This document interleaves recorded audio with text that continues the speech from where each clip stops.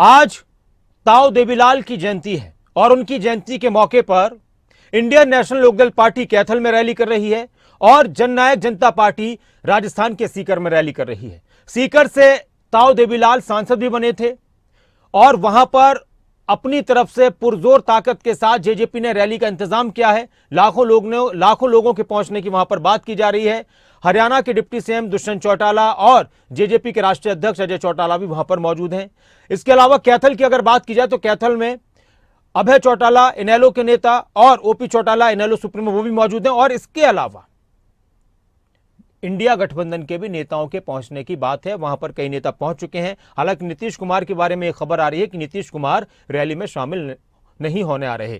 कैथल से ताऊ देवीलाल की जयंती पर इनेलो की तरफ से बड़ी रैली का आयोजन किया गया। एक एक करके दोनों रैलियों की बात करेंगे। इनेलो सुप्रीमो ओपी चौटाला और अभय चौटाला इस रैली में मौजूद हैं और बीजेपी नेता और पूर्व केंद्रीय मंत्री चौधरी वीरेंद्र सिंह भी पहुंच चुके हैं। इंडिया गठबंधन के भी कई नेता इस रैली में पहुंच चुके हैं। अभी और भी नेताओं के आने की बात कही जा रही है। कैथल रैली से इनेलो अपने शक्ति प्रदर्शन की कोशिश कर रही है। इनेलो का शक्ति प्रदर्शन भी इसको कहा जा रहा है। इनेलो ने इस रैली का नाम सम्मान रैली रखा है और लाखों लोगों के इस रैली में शामिल होने की बात कही गई।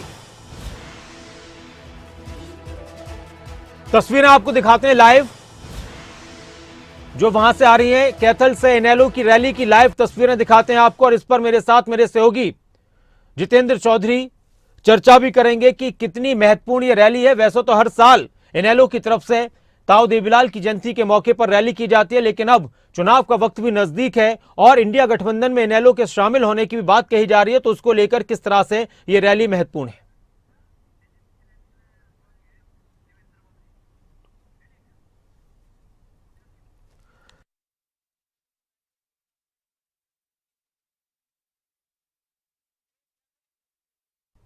ये कैथल से हैं तस्वीरें। अनाज मंडी कैथल में रैली का आयोजन किया गया है।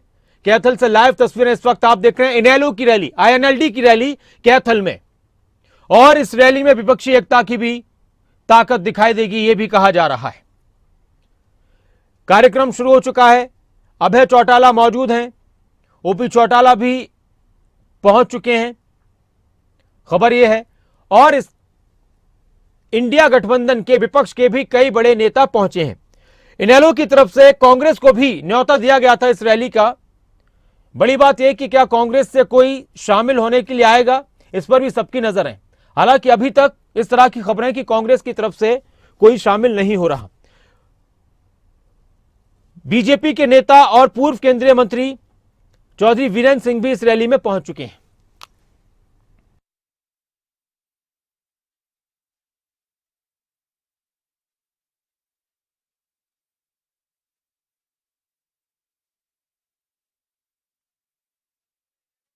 से रैली की काफी संख्या में लोग मौजूद हैं।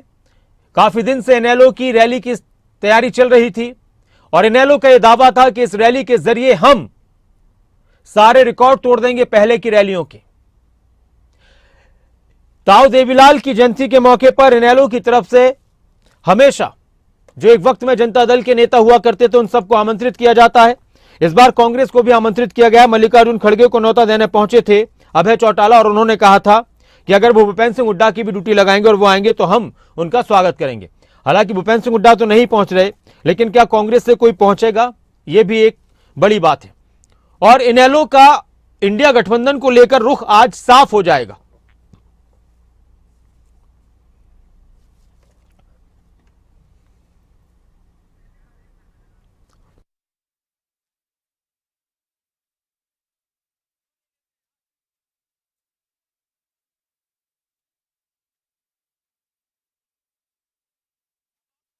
तस्वीरें भी दिखाते हैं दूसरी तस्वीरें भी, सीकर राजस्थान की तस्वीरें दिखाते हैं। ये आपने कैथल से इनेलो की रैली की तस्वीरें देखी, अब आप देखिए सीकर राजस्थान से जेजेपी की रैली की तस्वीरें, वो भी दिखाइए और उसके बाद फिर चर्चा करेंगे। हम फिर दोनों रैलियों पर चर्चा भी करेंगे और जो भी बड़े बड़े नेता इन रैलियों में लोगों को संबोधित करेंगे उनका बयान भी दिखाएंगे। ये सीकर से तस्वीरें आप देख रहे हैं जेजेपी की रैली की। जेजेपी ने भी दावा किया कि लाखों लोग पहुंचेंगे और जेजेपी राजस्थान में चुनाव भी लड़ने जा रही है। इस बार 25 से 30 सीटों पर चुनाव लड़ने का ऐलान किया गया है। डॉक्टर अजय चौटाला मौजूद हैं, जेजेपी के राष्ट्रीय अध्यक्ष, हरियाणा के प्रदेश अध्यक्ष निशांत सिंह मौजूद हैं और दुष्यंत चौटाला उप मुख्यमंत्री भी मौजूद हैं। देवेंद्र बबली बोल रहे हैं, जरा उनको सुनते हैं। देवेंद्र बबली क्या कुछ कह रहे हैं राजस्थान के सीकर में जेजेपी की इस रैली में। इस राजस्थान की पवित्र धरती पर जो एक जन सैलाब है, आज इस बात का संदेश दे रहा है कि आने वाला ताड़ा जो सत्ता का ताड़ा है, आप मजबूत हमारे युवा महरिया जैसे भाइयों को चुन चुनकर पार्टी में ज्वाइन कराएं। जो कार्यकर्ता घर घर जाकर हमारी पार्टी की विचारधारा को, चौधरी देवीलाल जी के सपनों को, जो उनके सपने थे, उनको लोगों तक पहुंचाएं, ताकि राजस्थान की धरती पे भी जननायक जनता पार्टी के सहयोग से सरकार बने। और जो हरियाणा के अंदर डेवलपमेंट कार्य हमने किए हैं, वही हम राजस्थान में आकर करने का काम करेंगे। इन्हीं के साथ यहाँ पहुंचे सभी नेताओं का, हमारे राष्ट्रीय अध्यक्ष का और सभी यहाँ जो हमारे आज साथी कार्यकर्ता पहुंचे हैं, उनका मैं अभिनंदन स्वागत करता हूं। और आज जितने भी लोगों ने इस रैली को कामयाब करने के लिए काम किया है, उनको बहुत बहुत बधाई देता हूं। जय हिंद, जय भारत। बहुत बहुत धन्यवाद। एक बार जोरदार तालियां बजा करके देवेंद्र बबली जी का धन्यवाद करते हुए सरदार निशांत सिंह जी को बुलाना चाहूंगा। सरदार निशांत सिंह जी आए और चौधरी देवीलाल जी को श्रद्धा सुमन अर्पित करें। सरदार निशांत सिंह जी जिंदाबाद, जिंदाबाद, जिंदाबाद। सरदार निशांत सिंह जी जिंदाबाद, जिंदाबाद, जिंदाबाद। सरदार निशांत सिंह जी जिंदाबाद, जिंदाबाद, जिंदाबाद। कैथल से इनेलो की रैली की, कैथल से इनेलो की रैली की तस्वीरें दिखाएंगे। देवेंद्र बबली को आप सुन रहे थे और लगातार तस्वीरें एक के बाद एक आपको दिखाएंगे, दोनों रैलियों की, इनेलो की रैली, कैथल की रैली। करण चौटाला वहां पर कुछ बोल रहे हैं, उनको सुनाते हैं। करण चौटाला क्या कुछ कह रहे हैं।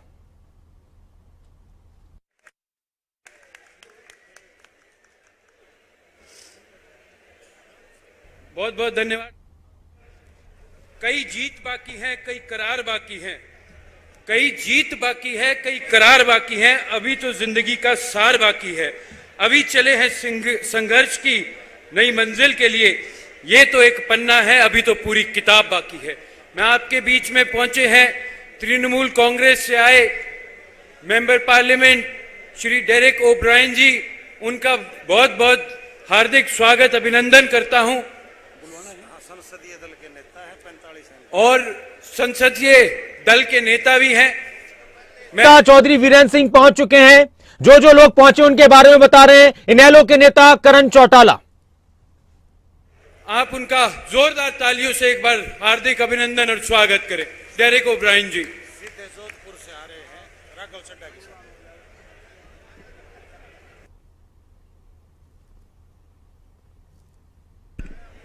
प्रदेश अध्यक्ष श्री राठी साहब और जिला अध्यक्ष मोमेंटो और शाल भेंट करके आदरणीय श्री डेरेक ओब्रायन का स्वागत और अभिनंदन कर रहे हैं।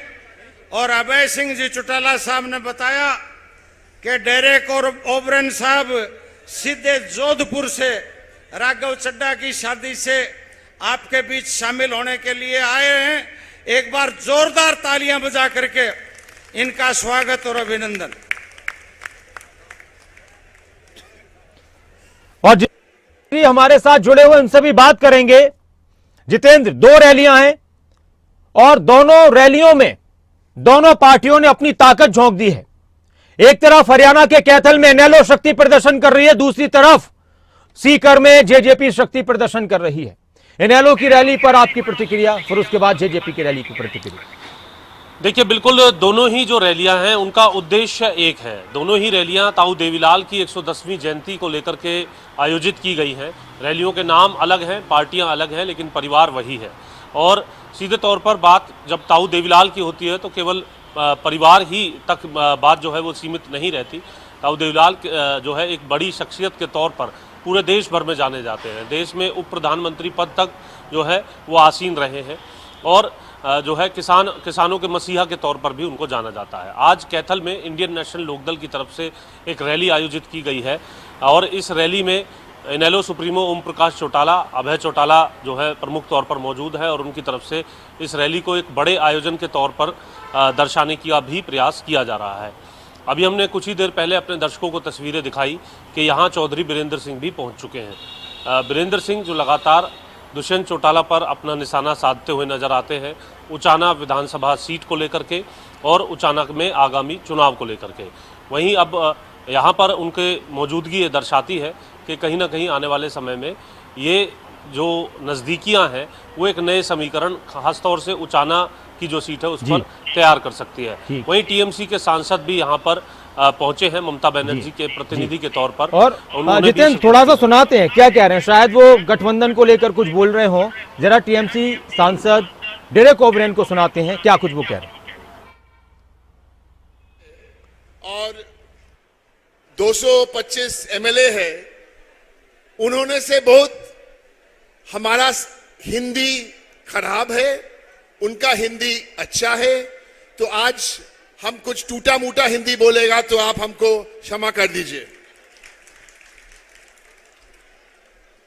दीदी ने यही बोला, जो आज वहां जाओ, अभय जी का ये इंपॉर्टेंट सभा है, क्योंकि तुम पार्लियामेंट्री पार्टी सांसद दल का नेता है, तो हम लोग बंगाल से यहां में आप लोग एक अच्छा सूचना व मैसेज देना चाहिए, जे हम लोग दीदी तृणमूल कांग्रेस आप तुम्हारे साथ है।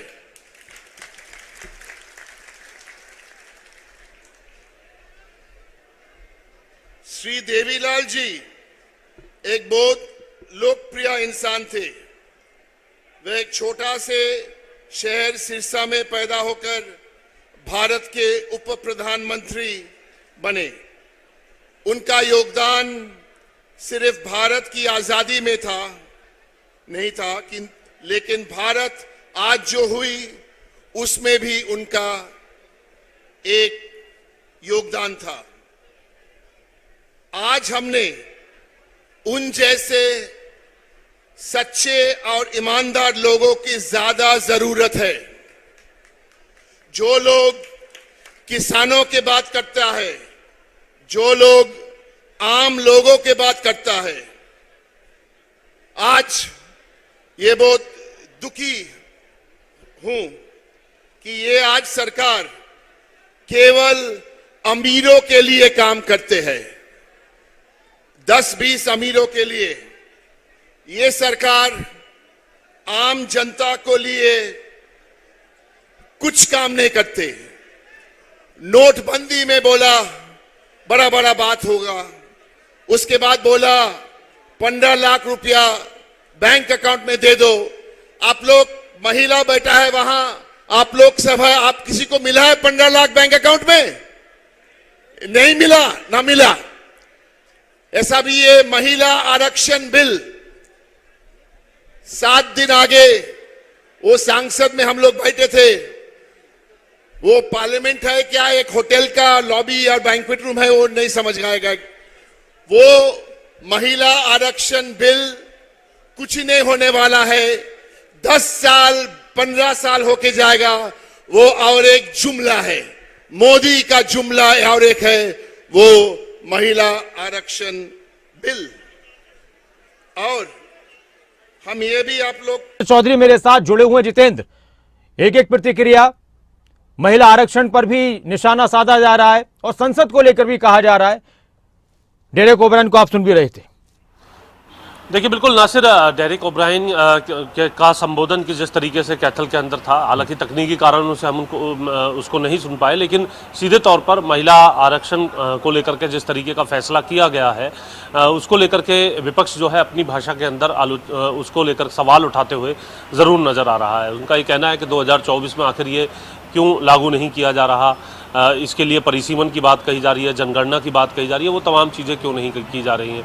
तो सीधे तौर पर भले ही ये मौका ताऊ देवीलाल की 110वीं जयंती का हो, लेकिन यहाँ पर केंद्र सरकार को निशाना साधने से इंडिया गठबंधन के जो नेता यहाँ पर पहुँचे हैं वो चूकते हुए नजर नहीं आ रहे हैं। जी नासिर। अच्छा, दूसरी तरफ राजस्थान में जेजेपी की तरफ से बड़ा शक्ति प्रदर्शन किया जा रहा है, काफी संख्या में लोग पहुंचे हैं। जेजेपी चुनाव भी लड़ने वाली है। दुष्यंत चौटाला ने यह भी कहा कि हम 25 से 30 सीटों पर यहां पर चुनाव लड़ेंगे और मजबूती से जीतने का काम करेंगे। क्या लगता है आपको राजस्थान में जेजेपी जिस तरह से, और फिर एक बात यह भी कि एनडीए गठबंधन में है जेजेपी, तो क्या बीजेपी के साथ सहयोग के रूप में वो आसान हो पाएगी ये चीजें 25-30 सीटों पर चुनाव लड़ना? देखिए, भारतीय जनता पार्टी के साथ चुनावी गठबंधन को लेकर के हरियाणा में किस प्रकार की बयानबाजी देखने के लिए मिली है उसको दोहराने की आवश्यकता नहीं है। वो प्रदेश के लोग बखूबी जानते हैं और दोनों ही पार्टियों के नेताओं के बीच में इसको लेकर के किस प्रकार की बयानबाजी रही है वो सबके सामने है। हम देख रहे हैं कि चौधरी वीरेंद्र सिंह किस तरीके से कैथल की एक रैली के अंदर पहुंचे हैं, जो कि केंद्र में कैबिनेट मंत्री के तौर पर भी रहे हैं।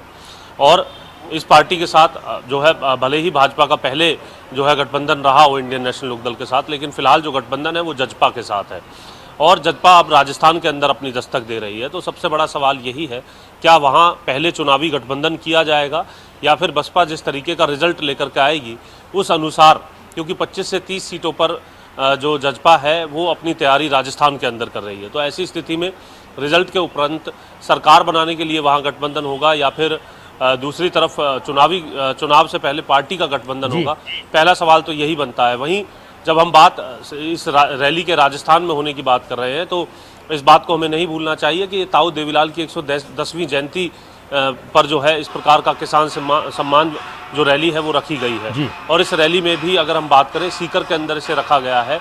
जो ताऊ देवीलाल की अगर हम बात करें तो यहाँ से भी ताऊ देवीलाल जो है चुनाव जीत चुके हैं, चुनाव जीते हैं। तो ये कहा जा सकता है कि ऐसी स्थिति में जो जजपा जो है वो अपनी सियासी जमीन राजस्थान के अंदर भी तलाशने का काम कर रही है। बहुत शुक्रिया जितेंद्र पूरी बातचीत के लिए, इस चर्चा के लिए।